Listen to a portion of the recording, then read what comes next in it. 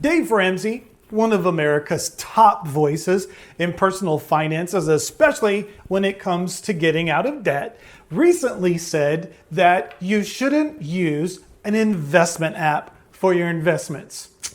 Is he right?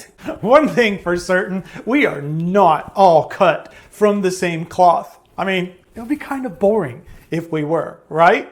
Well, in this video today, I'm going to talk to you about investment apps versus a financial investor. So stick around through the video because toward the end, I'm going to show you the guy I really like to listen to when it comes to personal investment. And I'm also going to show you 2 ways that you can get some free stock if you do decide to choose an investment app.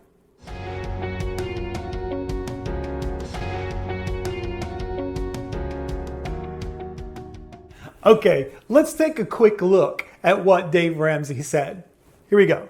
Question comes from Carol in Nevada. Dave, I just want to know if using apps like Robinhood is a good way to invest in stocks. I don't use apps to invest in stocks. I don't buy stocks. I don't buy single stocks, too much risk. I buy mutual funds, and I sit down with a good investment professional to assist you in that. It's too important to do this with an app. This is not a game. This is not a, it's whatever we all use apps for. Just fill in the blank. It's investing. Apps aren't just for playing video games. Psst, Dave, welcome to the 21st century. We all use apps for a lot of things. I use apps for directions. I use apps to buy groceries. I just got some today delivered to my front door. I use an app to do my banking and to put money in savings. And yes, I use an app to do my investing. One thing for certain, they both have their pros and their cons. So let's start with the investing apps. One of the things that I enjoy about investing with an investment app is that it's always right here. Everything is just so quick and easy to get to no matter where you are. Right here on your screen, you open up your app, you can see your stocks, you can see what's going on, you can see your dividends, you can see all kinds of things that you need to see. So an investment app is really super convenient.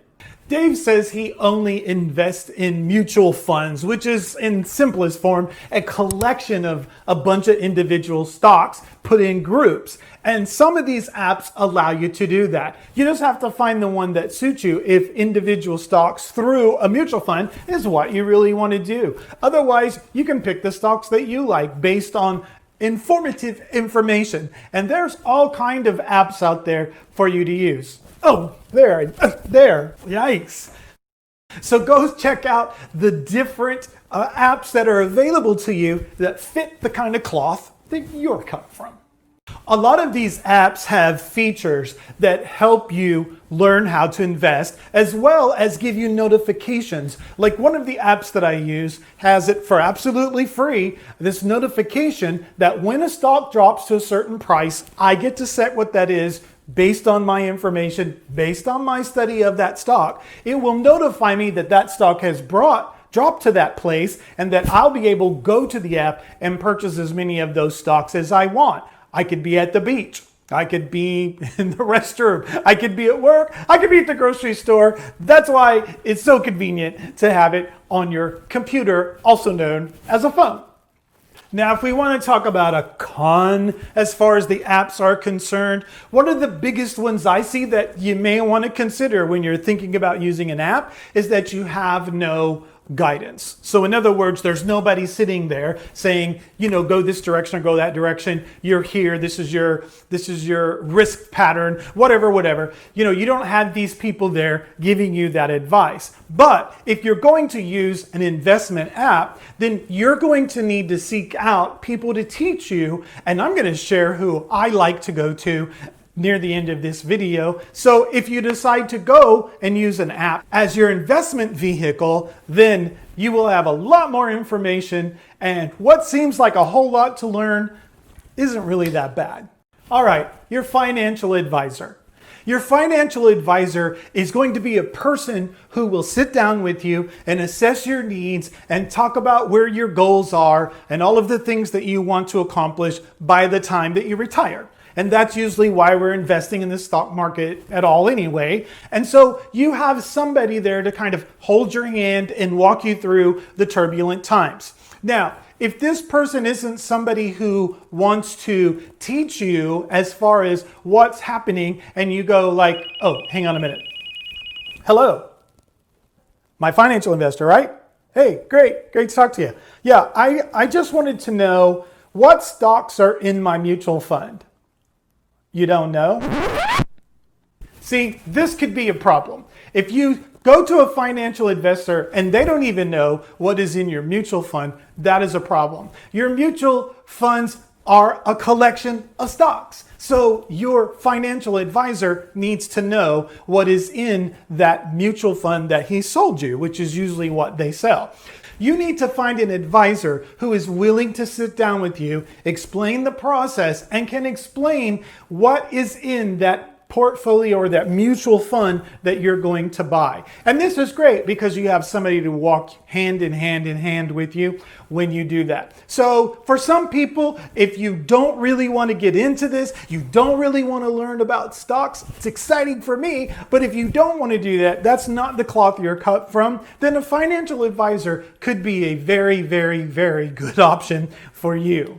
Now remember, when you have somebody do something for you, you generally pay them in order to do it, right? You go get your hair cut and you pay the barber or the stylist to cut your hair, or you go to the doctor and you pay them to do their services. You go to the dentist and you get the point. Now there's some times when you can do this yourself. Like if you're 5 years old, it's probably pretty easy to pull that tooth. It's coming out anyway. Different cloth as to becoming adult and trying to pull a tooth. Different cloth.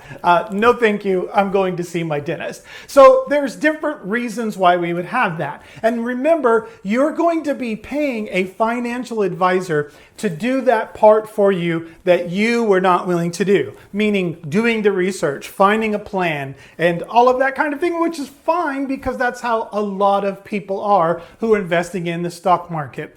Those of you who want to learn and those of you who want to get into it and find that kind of exciting in a way, then you may like the investing app and learning on your own. So yeah, using a financial advisor, nothing wrong with that. Get a financial advisor that you trust. Somebody that's going to teach you what is going on. If you're going to use a financial advisor, you need to find a financial advisor who is going to explain what's going on and knows what's in your mutual funds. And better yet, can he tell you what's in his mutual funds? The one big difference I think you need to understand between an investment app and your financial advisor is the investment apps, most all of them do not charge you money to trade, to sell, to buy a new stock or something like that, where your financial advisor, that company will. There'll be fees and percentages and all sorts of things, that there's different sort of charges. So that's important to look at too when you're picking a financial advisor, is how much of the funds that you make are going to be eat up by the fees that is being charged by the company. Now, if I'm telling you, something's better than nothing. Investing somewhere is better than having nothing. But let me tell you a little secret. The stock market is not the only place to invest, and it is not the only place that I invest. And just to bring Dave Ramsey back into the picture,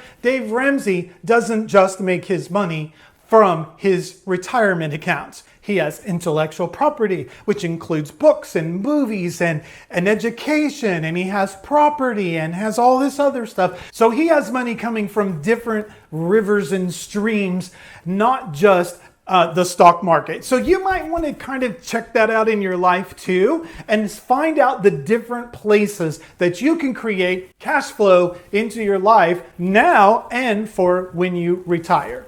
My personal opinion as if you ask, is that if you're going to turn your money over to someone, you need to know something about what you're turning your money over to. So one of my favorite places to go to get information, to learn about investing, my favorite spot is a guy named Phil Towns, the Rule 1 investment strategy. So you can find him online. You can find him on his channel on YouTube. He has podcasts. He has other places that he shares information, and he will teach you step by step about investing. This is one of my favorite places to go and one of my strongest foundations on how I invest. So go check him out. I think that will help you a lot. Now, as I promised, I'm going to tell you how to get some free stock. First, it's Webull. Webull is one of the apps that I use. I like it because it has so much information, and it's one of those apps that for free will notify you when a stock drops below a certain price, and you can set whatever that price is.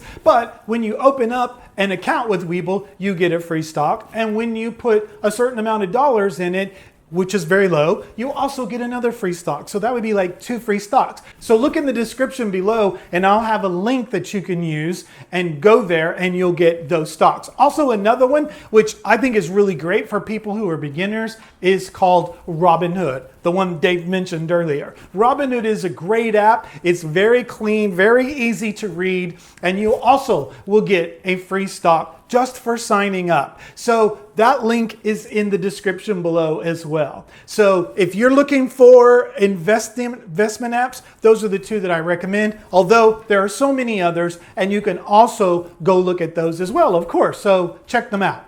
Thank you so much for joining me today here on the Michael Clopton channel. And if you enjoyed this video and got some value from it, please hit that like button and the subscribe button and consider sharing this with your friends. Thanks again for dropping in on my channel, and I'll see you over there in the next video.